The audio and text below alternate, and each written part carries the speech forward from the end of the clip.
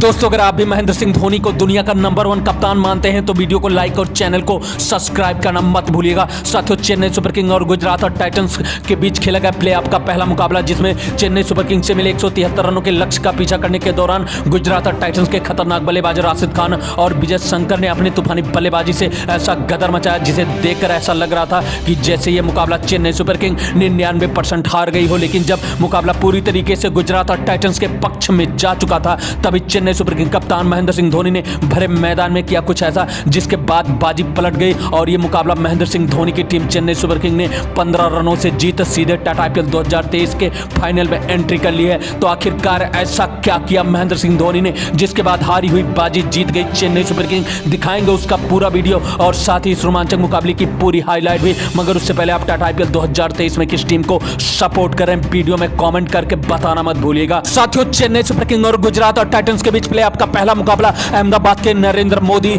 Stadium में खेला गया, जहां पे गुजरात और टाइटंस के कप्तान हार्दिक पांड्या ने टॉस जीतकर पहले गेंदबाजी करने का फैसला किया। टॉस हारकर चेन्नई सुपर किंग की तरफ से ओपन करने आए ऋतुराज गायकवाड और डेविड कॉनवे, तो वहीं गुजरात और टाइटंस की तरफ से हर बार की तरह इस बार भी गेंदबाजी में पारी का आगाज किया मोहम्मद शमी ने। मोहम्मद शमी ने अपने पहले ओवर में खतरनाक गेंदबाजी करते हुए चेन्नई सुपर किंग के इन दोनों ओपनर बल्लेबाजों को हाथ खोलने का मौका नहीं दिया और अपने पहले ओवर में महज 3 रन खर्च किया मोहम्मद शमी ने। तो वहीं गुजरात और टाइटंस की तरफ से पारी का दूसरा ओवर लेकर आए दर्शन नीलकंडे के इस ओवर में चेन्नई सुपर किंग के इन दोनों ओपनर बल्लेबाजों ने 15 रन ठोकर चेन्नई सुपर किंग को बेहतरीन शुरुआत दिलाई।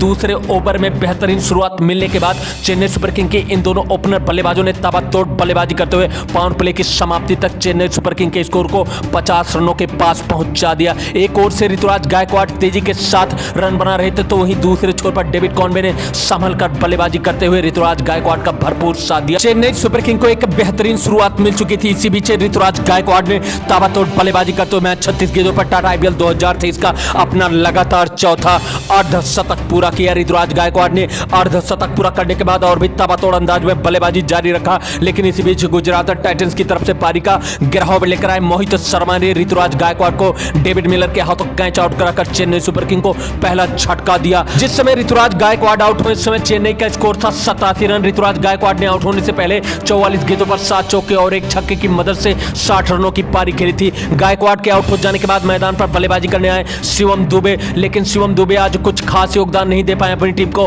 और महज 1 रन बनाकर पारी का बढ़ाव लेकर आए। नूर अहमद की गेंद पर बोल्ड होकर पवेलियन चले गए। शिवम दुबे के आउट हो जाने के बाद मैदान पर बल्लेबाजी करने आए चेन्नई सुपर किंग की तरफ से अजिंक्य रहाणे और डेविड कॉनवे ने संभल कर बल्लेबाजी करते हुए चेन्नई सुपर किंग के स्कोर को 100 रनों के पार पहुंचाया। अजिंक्य रहाणे काफी खतरनाक अंदाज में दिख रहे थे, लेकिन इसी बीच जब अजिंक्य रहाणे महज 8 गेंदों पर एक छक्के की मदद से 17 रनों पर बल्लेबाजी कर रहे थे, तो गुजरात और टाइटंस की तरफ से पारी का 15 ओवर लेकर आए दर्शन नीलकंडे ने अजिंक्य रहाणे को सुमन गिल के हाथों कैच आउट कराकर रहाणे को पवेलियन का रास्ता दिखाया। जिस समय अजिंक्य रहाणे आउट हुए, उस समय चेन्नई का स्कोर था 15 ओवर की समाप्ति पर 121 रन। रहाणे के आउट हो जाने के बाद मैदान पर बल्लेबाजी करने आए अंबाती रायडू मैदान पर आए ही थे कि इसी बीच गुजरात और टाइटंस की तरफ से पारी का 16 ओवर लेकर आए मोहम्मद शमी ने डेविड कॉनवे को राशिद खान के हाथों कैच आउट कराकर चेन्नई सुपर किंग को चौथा झटका दिया। शमी ने डेविड कॉनवे जिस समय आउट हुए, उस समय चेन्नई का स्कोर था 125 रन। डेविड कॉनवे ने आउट होने से पहले 34 गेंदों पर 40 रनों की पारी खेली थी। डेविड कॉनवे के आउट हो जाने के बाद मैदान पर बल्लेबाजी करने आए रविंद्र जडेजा और रायडू ने बेहतरीन अंदाज में बल्लेबाजी करते हुए चेन्नई सुपर किंग के स्कोर को 150 रनों के करीब पहुंचाया। जडेजा और रायडू जिस अंदाज में बल्लेबाजी कर रहे थे, उसे देखकर ऐसा लग रहा था कि जैसे चेन्नई सुपर किंग 200 का आंकड़ा बड़े आराम से पार कर जाएगी। लेकिन इसी बीच जब अंबाती रायडू 8 गेंदों पर 17 रनों पर बल्लेबाजी कर रहे थे, उसी दौरान गुजरात और टाइटंस की तरफ से पारी का 18 ओवर लेकर आए राशिद खान ने रायडू को दासुन सनाके के हाथों कैच आउट कराकर चेन्नई को 5वां झटका दिया। राशिद खान ने रायडू के आउट हो जाने के बाद मैदान पर बल्लेबाजी करने आए महेंद्र सिंह धोनी कुछ खास योगदान नहीं दे पाए अपनी टीम को और पारी के 19वें ओवर में गेंदबाजी करने आए मोहित शर्मा की गेंद पर हार्दिक पांड्या के हाथों कैच आउट होकर पवेलियन चले गए। धोनी ने महज 1 रनों का योगदान दिया था अपनी टीम को। धोनी के आउट हो जाने के बाद मैदान पर बल्लेबाजी करने आए मोइन अली और रविंद्र जडेजा ने मिलकर चेन्नई सुपर किंग के स्कोर को 170 रनों के पार पहुंचाया और गुजरात और टाइटंस को निर्धारित 20 ओवर में जीतने के लिए 173 रनों का लक्ष्य दिया। हालांकि रविंद्र जडेजा पारी के आखिरी ओवर में गेंदबाजी करने आए मोहम्मद शमी की गेंद पर 16 गेंदों पर 22 रन बनाकर बोल्ड हो गए, तो वहीं मोइन अली ने 4 गेंदों पर एक छक्के की मदद से 9 रनों की की पारी खेली। चेन्नई सुपर किंग के 170 रनों के लक्ष्य का पीछा करने उतरे गुजरात टाइटंस के खतरनाक ओपनर बल्लेबाज शुभमन गिल और रिद्धिमान साहा। तो वहीं चेन्नई सुपर किंग की तरफ से गेंदबाजी में पारी का आगाज किया दीपक चहर ने अपने ओवर में बेहतरीन गेंदबाजी करते हुए महज 3 रन देकर गुजरात टाइटंस के इन दोनों ओपनर बल्लेबाजों को अपने ओवर में हाथ खोलने का मौका नहीं दिया। लेकिन दूसरे ओवर में गेंदबाजी करने आए तुषार देशपांडे के ओवर में गुजरात टाइटंस के इन दोनों ओपनर बल्लेबाजों ने हाथ खोलते हुए कुछ जरूरी रन बनाए। लेकिन इसी बीच पारी का तीसरा ओवर लेकर आए दीपक चहर ने अपने ओवर की आखिरी गेंद पर रिद्धिमान साहा को पतिराना के हाथों कैच आउट कराकर गुजरात टाइटंस को दीपक चहर ने पहला झटका दिया। जिस समय रिद्धिमान साहा आउट हुए उस समय गुजरात का स्कोर था महज 22 रन। साहा के आउट हो जाने के बाद बल्लेबाजी करने आए हार्दिक पांड्या। तो ही साहा ने आउट होने से पहले महज 11 गेंदों पर 12 रनों की पारी खेली थी। हार्दिक पांड्या ने मैदान पर आने के बाद खूबसूरत चौका लगाकर अपने पारी का आगाज किया। लेकिन हार्दिक पांड्या अपने इस बेहतरीन शुरुआत को बेहतर अंजाम ना दे सके और महज 8 रन बनाकर महेश तीक्ष्णा की गेंद पर रविंद्र जडेजा के हाथों कैच आउट होकर पवेलियन चले गए। महेश तीक्ष्णा ने चेन्नई सुपर किंग को बड़ी सफलता दिलाई। पांड्या ने आउट होने से पहले 7 गेंदों पर 8 रनों की पारी खेली थी। पांड्या के आउट हो जाने के बाद मैदान पर बल्लेबाजी करने आए दासुन सनाका और गिल ने संभलकर बल्लेबाजी करते हुए चेन्नई सुपर किंग के स्कोर को 70 रनों के पार पहुंचाया। लेकिन इसी बीच जब दासुन सनाका 16 गेंदों पर 17 रनों पर बल्लेबाजी कर रहे थे उस दौरान चेन्नई सुपर किंग की तरफ से गेंदबाजी करने आए रविंद्र जडेजा ने सनाका को तीक्ष्णा के हाथों कैच आउट कराकर जडेजा ने चेन्नई को तीसरी सफलता दिलाई। जिस समय सनाका आउट हुए उस समय गुजरात का स्कोर था 72 रन। सनाका के आउट हो जाने के बाद मैदान पर बल्लेबाजी करने आया डेविड मिलर। लेकिन डेविड मिलर आज कुछ खास योगदान नहीं दे पाया अपनी टीम को और महज 4 रन बनाकर रविंद्र जडेजा की गेंद पर बोल्ड होकर पवेलियन चले गए। जडेजा ने चेन्नई को चौथी सफलता दिलाई। जिस समय मिलर आउट हुए उस समय गुजरात टाइटंस का स्कोर था 13 ओवर की समाप्ति पर 88 रन। मिलर के आउट हो जाने के बाद मैदान पर बल्लेबाजी करने आए